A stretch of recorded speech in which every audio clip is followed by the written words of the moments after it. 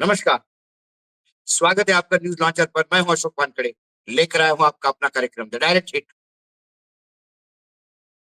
महाराष्ट्र के और हरियाणा के चुनाव के जीत के बाद अब भाजपा में ऑपरेशन लोटस की तैयारी, यानी अब की बार 272 पार। वो जो मैजिक आंकड़ा है, जो नहीं होने के कारण सरकार को बैसाखियों में बोला जाता है, सरकार बैसाखियों पे है। यदि नीतीश कुमार, यदि चंद्रबाबू नायडू यानी नानी सपोर्ट विथड्रॉ करे तो सरकार गिर जाती है। और इस कमजोरी के चलते भाजपा में अंदरूनी भी विरोध है, संघ भी हावी है। इन सबसे निजात पाने के लिए ऑपरेशन लोटस की तैयारी। पहला हमला जो मीडिया में चर्चा है, वो पहला हमला है महाराष्ट्र के शरद पवार पर। क्योंकि महाराष्ट्र में लोकसभा चुनाव में करारी हार के बाद विधानसभा में जो मशीनी जीत मिली, उसके चलते एनडीए की सरकार फिर वापस आ गई, जो लोगों की अपेक्षाओं के विपरीत था। ऐसे में सरकार तो 5 साल रहेगी, क्योंकि 230 का बहुमत है। सरकार के जो दो पार्टनर हैं, अजित पवार और एकनाथ शिंदे, ये दोनों की मजबूरियां हैं कि वो सरकार के साथ ही रहे।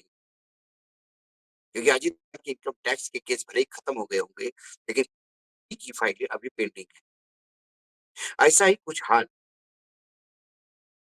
शिंदे के कुनबे का है। ऐसे में अजित पवार को विधान में बरकरार रखना, ये ज्यादा सामयिक है एनडीए के लिए। और शरद पवार को पूर्ण रूप से समाप्त करना, ये जरूरी है भाजपा के लिए, जो अभी वर्तमान दो गुजरातियों के नेतृत्व में चल रही है। ऐसे स्थिति में शरद पवार के पास जो 8 लोकसभा सांसद हैं, जो लोकसभा चुनाव में सबसे बढ़िया स्ट्राइक रेट उनका रहा, वो 8 के 8 सांसद अब लड़ा रहे। 8 ही सांसदों को लग रहा है कि अब यदि ऐसा ही मशीनों का प्रकोप चलता रहा, तो आने वाले समय में सिवाय भाजपा की कोई सत्ता में नहीं रहेगा। डबल इंजन की सरकार है महाराष्ट्र में। यदि आपके कार्य क्षेत्र में आपको काम करवाने हैं, यदि आपको ठीक-ठाक रहना है, बिना टेंशन का रहना है, तो फिर भाजपा जाना उचित है।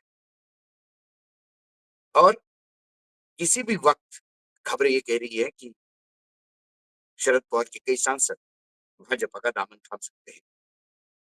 अगर ऐसा होता है तो ये शरद पवार को बहुत बड़ा झटका होगा, क्योंकि पहले ही एनसीपी 2 धड़ों में बँट चुकी है, जो एक अजित पवार के नेतृत्व में गया।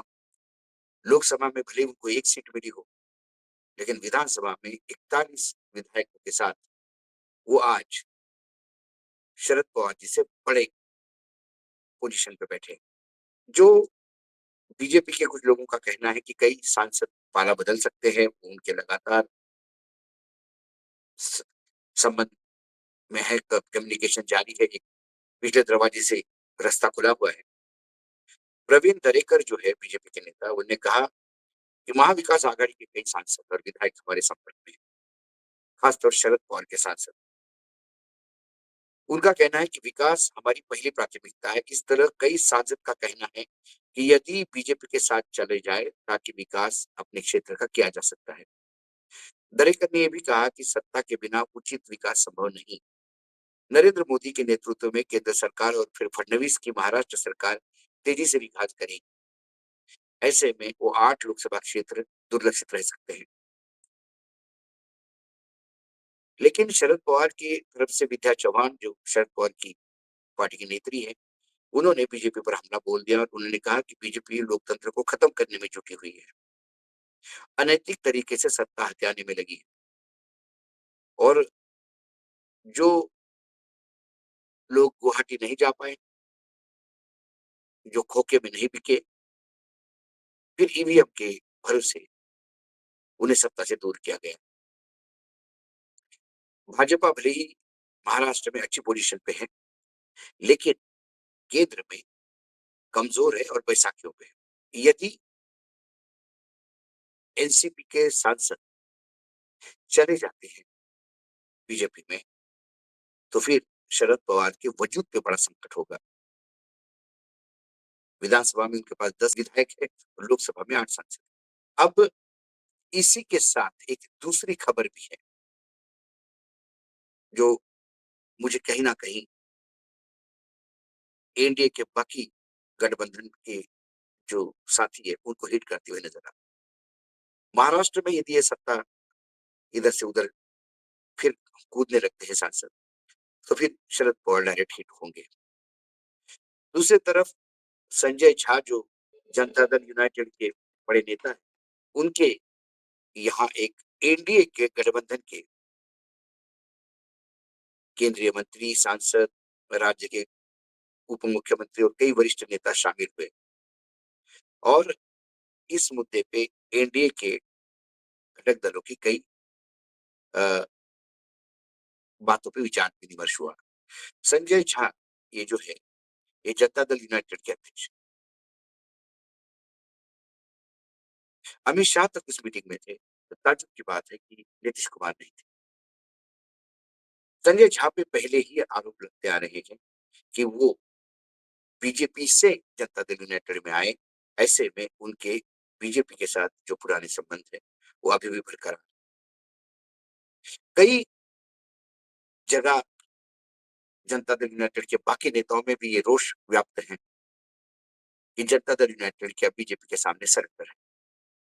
नीतीश कुमार जो अपने तेवर के लिए जाने जाते थे, वो नीतीश कुमार अब सरेंडर की मुद्रा में दिख रहे हैं।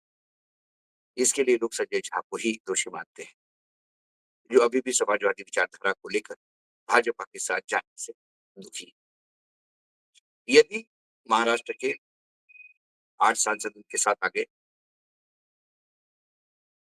शरद पवार के, या उसमें से 5-6 आ गए, जनता दल यूनाइटेड के कुछ सांसद आ गए, और ऐसे ही और 1-2 जगह ऑपरेशन जिसकी अभी चर्चा बहुत ही धीमी गति से शुरू हो रही है, होता है, तो फिर बीजेपी को 272 क्रॉस करने में कोई रोक नहीं सकता। इसी संसद में यदि बीजेपी 272 पे हो जाती है, तो फिर बीजेपी के तेवर और कड़े होंगे, क्योंकि महाराष्ट्र और हरियाणा जीतने के बाद सब भले ही कहे कि हमने जिताया हो, लेकिन बीजेपी अभी सबके सामने सरेंडर करने की स्थिति में नहीं है। बीजेपी का राष्ट्रीय अध्यक्ष भी आना, इसलिए अपनी ताकत और बढ़ाने के लिए ये ऑपरेशन लोटस बहुत जल्दी अपने अंजाम पे होगा, ऐसा दिखाई देता है। यदि बहुत जल्दी 272 बीजेपी क्रॉस करती है, तो फिर इससे जनता दल यूनाइटेड यानी नीतीश कुमार सीधे हिट होंगे। नायडू जी भी औकात में रहेंगे, क्योंकि उनको पता होगा कि वो भले ही साथी है एनडीए के, लेकिन उनके भरोसे सरकार नहीं। फिर नायडू जो अपना एजेंडा चलाते हैं अल्पसंख्यकों को लेकर, उसमें भी उनको बदलाव करना होगा, क्योंकि केंद्र से मदद चाहिए तो, क्योंकि फिर केंद्र अपने तरीके से मदद देगा, ना कि बैसाखी होने की वजह से। और फिर सब जो संगठन पे फिर से एक बार कसाव करना चाहता है, क्या उलझ पाएगा। ऑपरेशन लोटस जो, या ऑपरेशन 272 कहो, ये सीधा हिट करता है डायरेक्टली शरद पवार को भी, नीतीश कुमार को भी, चंद्रबाबू को भी और संघ को भी। आज डायरेक्ट हिट में इतना ही, कल फिर आता हूँ किसी विषय के साथ। तब तक के लिए नमस्कार, देखते रहिएगा न्यूज लॉन्च।